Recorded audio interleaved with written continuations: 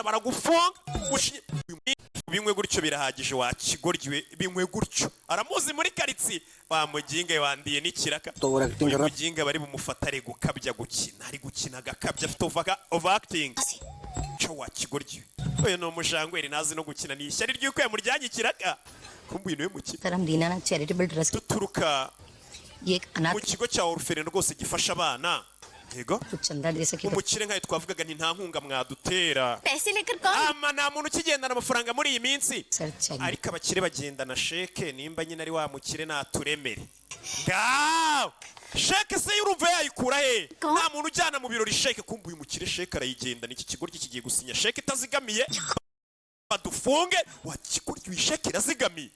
wamukinga uri gukabya gukina baragufunga amusinyira $5,000,000 nako $500,000 kigurya $500,000 isheke itazigamiye barakwisha umukobwa ntaranayatunga mwakira baragufunze wakigurya sheke itazigamiye nta nubwo kiba kizi ko bayifungira umusore